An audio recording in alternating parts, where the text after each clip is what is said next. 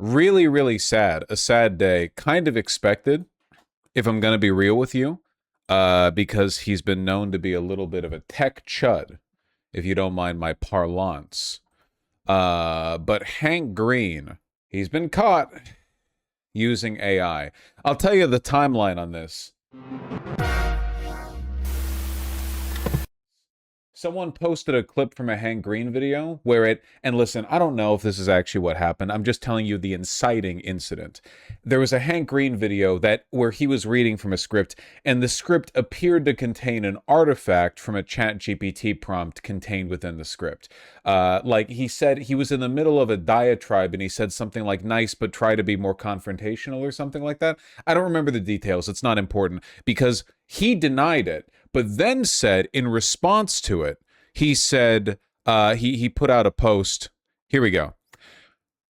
I produced this under a ton of pressure, so I went and checked my process from start to finish. I did use ChatGPT for researching the script and watching it. I definitely get an AI feel, so I think it's fair to say I was relying too much on generated notes. So essentially he's saying the specific accusation is incorrect, but generally I am using AI like to make these scripts, you know? And he got dogged for it, folks. I mean, people are really upset. That's the thing I've been doing, and it's a bad habit at a time I've overcommitted myself. But I went to the notes and script for this, and neither contain the I appreciate the pushback line, so that particular one, which is an ad lib. Yeah, whatever the case may be.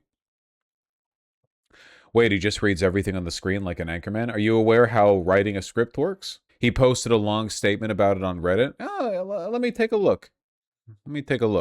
You're right, that is a long statement. 3 things to start. 1, I'm mortified that I've let so many people down, and I think I understand how that happened too. So to be clear, by the way, like, I think I speak for everyone watching this when I say we like Hank Green.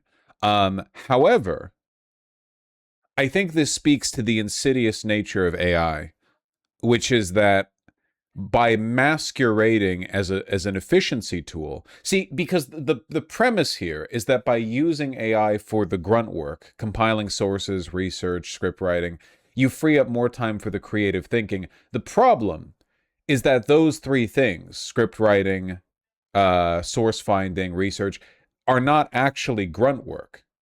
They're also part of the creative process. So leaving aside the fact that AI hallucinates and makes stuff up, and it does, right? Even if AI didn't do that, and that's a big if, even if it didn't, you're still deferring creative decision-making to the AI.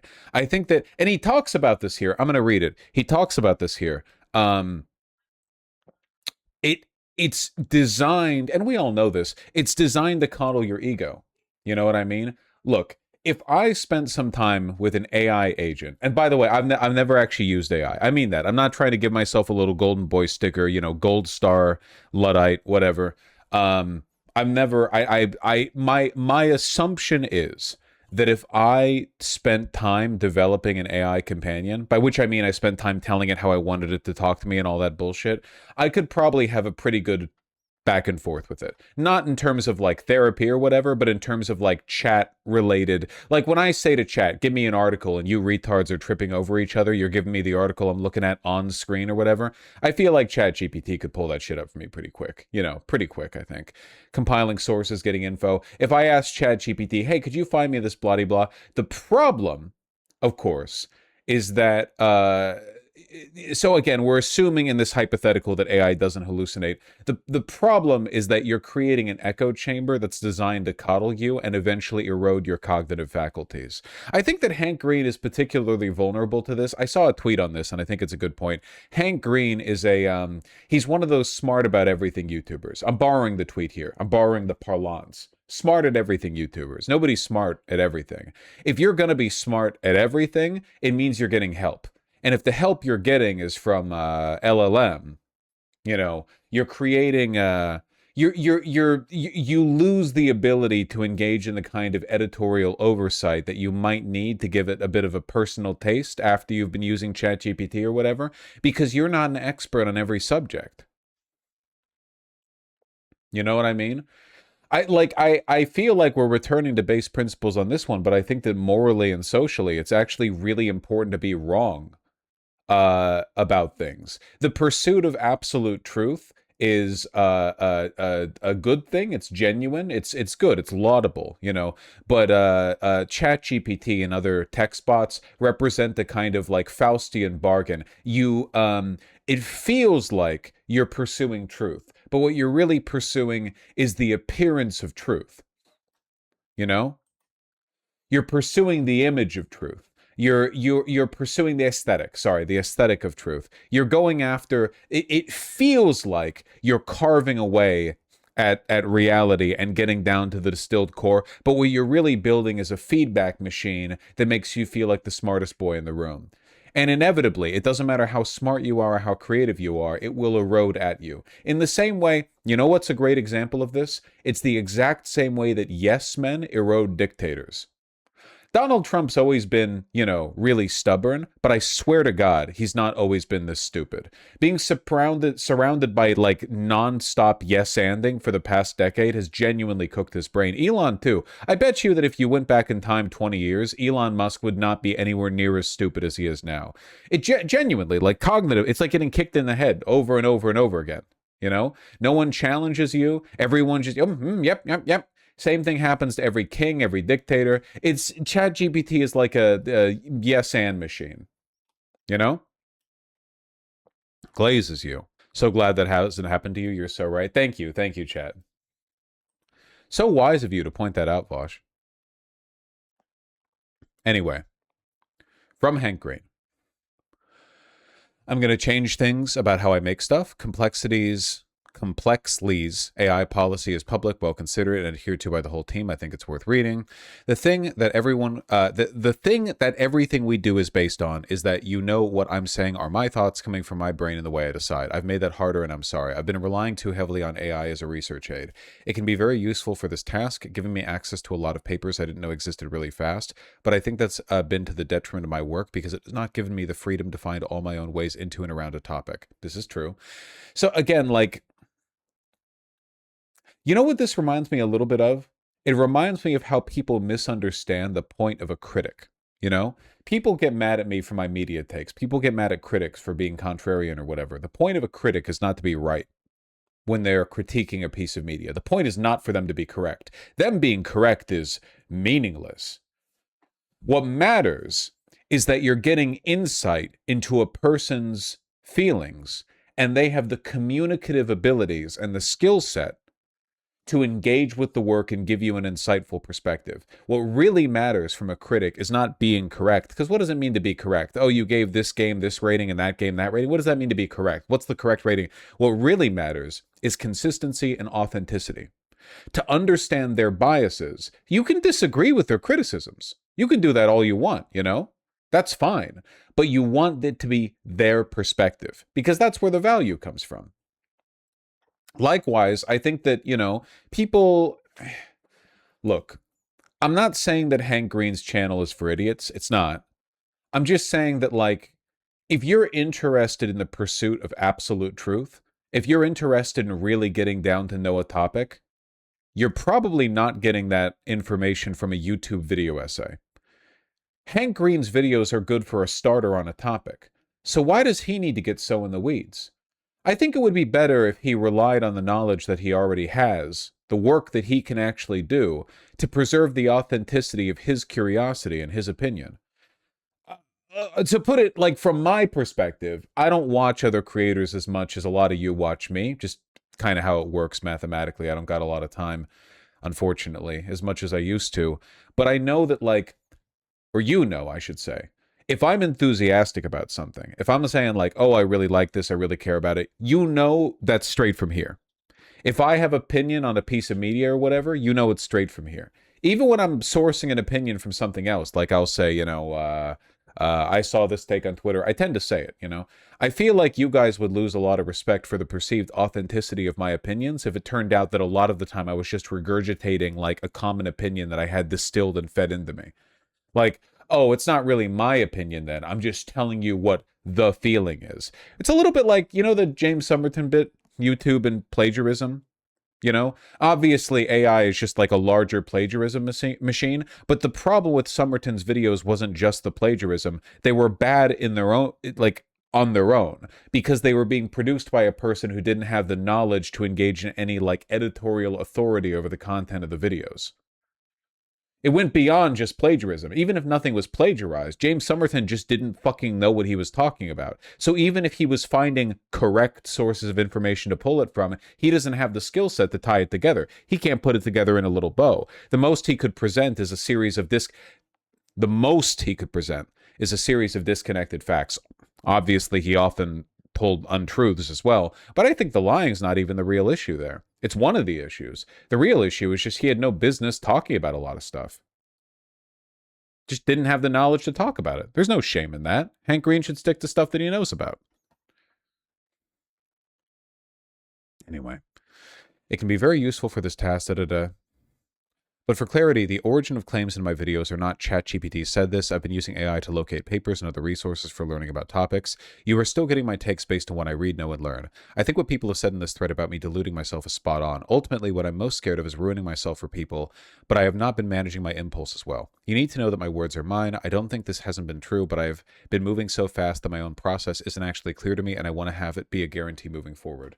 It sounds to me like Hank Green is struggling with having editorial authority over his own content creation process, which to me is quite scary. Speaking as a YouTuber, you got to slow down a little bit. I'm not a pure AI hater, boo, which people in the AI industry know. So when I say that the way these models are trained deeply disturbs me, that lands differently.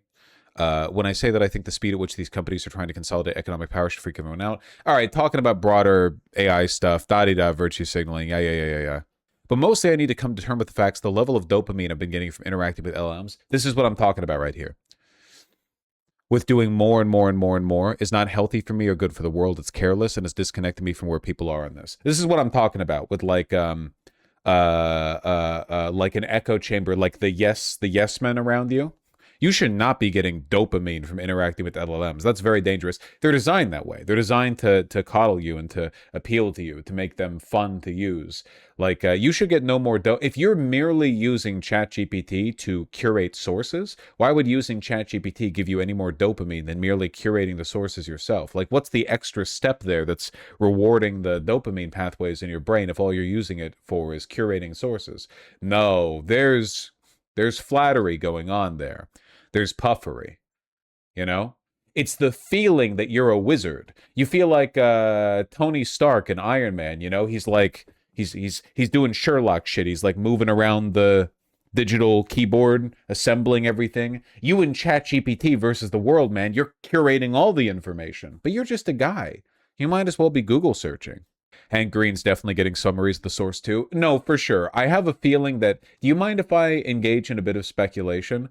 So Hank Green's conceit here is that the accusation that he was using AI for the script is inaccurate, but then he does this whole like confession of how he's over-relied on AI. I think he might be lying a little bit. See, this is like a common guilty thing. If you're caught doing something bad, you deny the bad thing, but then to assuage your guilt and redirect the attention, you admit that you've done something similar but less severe. Like no, I'm not letting ChatGPT write the scripts, but I've been using it to a worrying extent for curating the sources. Really? Just curating the sources? But then you read those. So you're so busy that you're using ChatGPT to find sources, but then you're reading the papers on your own? Like, that's where you're saving time. Finding the papers, but then you read these 90-plus page academic papers yourself. You're not saving any time there with using ChatGPT to, summarize the information. I don't believe you. Listen, I like Hank Green. I'm not going after him. I'm not trying to I'm not trying to be hateful or anything, but I don't buy it. I think that he's probably using it more than he's willing to admit here. The dopamine thing is just scary. Just scary, Anyway, he said he's going to roll back uploads to his channels for a bit while he figures out his process, which, fine, slow it down a little bit. It's good for society that using AI is a shameful act. It is, absolutely it is. 100%. Doesn't bother me. He doesn't produce moronic content. You've got a limit in mind which proves to me that Hank Green is not the be all end all for higher thinking. If you can appreciate his content but still have such a stupid thought, for one, you don't know the quality of Hank Green's content. You're also not. You don't have the edit. You don't have the knowledge to check the stuff that he says. He could just say straight bullshit and you'd believe it. He presents himself as being authentic, but you don't know how many hallucinations make their way through. Now, I don't think that Hank Green's just straight lying to you. What I mean is that what you're essentially saying is, I don't mind the presence of the hallucination machine that corrodes your thoughts because my thoughts feel like they're fine when I consume this. You know what I mean? My kid behaves all right when I've got them strapped to the iPad or whatever. I've got them, their eyes are glued open, Clockwork Orange shit. You have to be more critical. More critical. Taylor Lorenz, what is this? What is this? Taylor Lorenz, who said that? Got mad at Hank Green for saying the dopamine thing about AI. Listen, Taylor Lorenz is a little bit crazy about tech stuff to the extent that I feel like it compromises her position, even on the good stuff. Didn't she, like, side with Elon against that oh fuck, we're not related right now, we're talking about Hank Green. Yeah, she's like defending the Grok child, the Grok nudity, whatever. How do you avoid this without being hypercritical to the point of being overly vigilant all the time? I'm not sure what you mean. What you mean, like avoid using AI? You just don't use AI. Do you mean like in terms of who you watch or whatever? I think that like how do I put this? I feel like you should try to purge Silicon Valley peptide optimization brain from your thoughts a little bit. I feel like so many bad things are sold to us on the assumption that it's more efficient, Every single physical product and appliance has been made infinitely worse because it's slightly faster to produce and replaceable. Oh, why are we giving 2-year-olds iPads in daycare? Oh, it's efficient. They can learn faster. Duolingo. You'll be listening to audiobooks in your sleep and retaining the information subconsciously. What you have to realize is that historically, the most learned people are people with a broad, holistic appreciation of the world, a love of creativity and beauty, people who are capable of sitting the fuck down and engaging with original knowledge, even when it's boring. You do not pursue infotainment as though like speed lining 17 video essays on physics is going to make you a physician. It's not. Or a physicist. Sorry, not a physician or a physicist. It's not going to. I feel like it's like people will watch Hank Green videos and then they'll just be like retarded. It's like, oh yeah, what's my media diet? I watch Veritasium, Green, XKCD, whatever, the videos, and then you ask them, hey, do you know anything about anything? And they're like, no, I don't know shit about anything.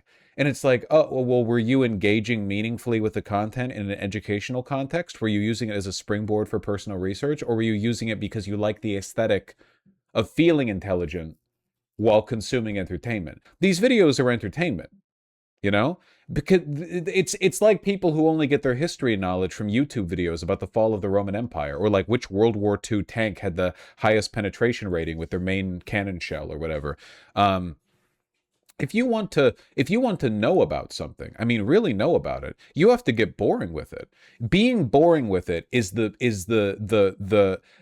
trial. It's the rite of passage you have to move through for the right to be interesting on a topic, right? All of the world's most interesting artists spent their time practicing fundamentals, line thickness, pen weight, composition, color theory. That gives them the right to get wacky with it.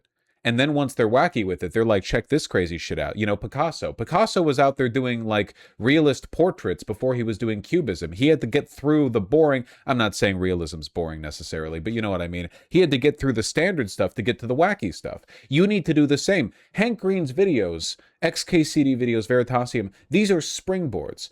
I've watched a 30-minute video from Veritasium and how we invented the blue LED. How much of that do you think I retained? I retained the story. Scientists at a company worked really hard making a blue LED, blah, blah, blah, blah. How much of that did I really retain? Not that much. You know why? It's not just because of my bad memory, though I acknowledge that's part of it. It's also because if I was really interested in, what would you call it, I guess, electrical engineering, I would have watched that video and then gone, wow, what an interesting story. I'm going to read a book on this. We know how people learn. It's not through video essays. It's like how the best way to learn a language. We know how to teach a person a language. The army does it. If the army wants a person, a translator, to learn a language, you can get fluent in a new language 6 to 9 months. But you can spend years on Duolingo and not learn a fucking thing. We know how the brain responds to new information. I guess what I'm trying to say here is slow down a little bit, you know? There are tons of midwits in Silicon Valley and San Francisco who every day are optimizing knowledge acquisition, talking to 57 chatbots, you know, watching the YouTube video essays, and these people are stupid. They don't know anything. They're very stupid. Go slow, be careful, check your mistakes, take your time, and understand that you're not supposed to be an expert in everything. Your personality does not contain every tidbit of information that you unlock by watching infotainment on YouTube. You're a beautiful and unique ecosystem of information that develops in arbitrary and hyper-specific ways that, you know, to an extent you control, and to an extent are just a byproduct of environmental and genetic, you know, influences. Does everyone understand what I'm talking about here? I feel like I'm talking about a lot of stuff, but I feel like it's very centered on the conversation here. Because I think what Hank Green did here was he leaned too hard into the production end of what I'm now describing from the consumption standpoint, which is this over-optimization of knowledge acquisition that actually dumbs you down. Reminds me of how the BlackRock CEO did an interview when he said they looked for applicants with humanities degrees and not MRAs because they found humanity degree holders had a much broader skill set for grasping how the world works and being easy to train in the job. I don't know anything about that, but thank you for the tidbit of information. Now I'm more knowledgeable. Nah, you get me though. You get me though. Can I read wiki articles still? I mean, I feel like reading a Wikipedia article is a great place to start. What I'm saying is that, how do I put this, okay? What I'm saying is trying to learn about a topic by engaging with its summaries and infotainment blurbs is like trying to learn a language by reading its dictionary. You're getting the content without the texture. You're getting content without context. You can learn another language, open up their dictionary and read from A to Z or whatever their equivalent, you know, alphabetical order is. Congratulations, you know every word. How much has it taught you?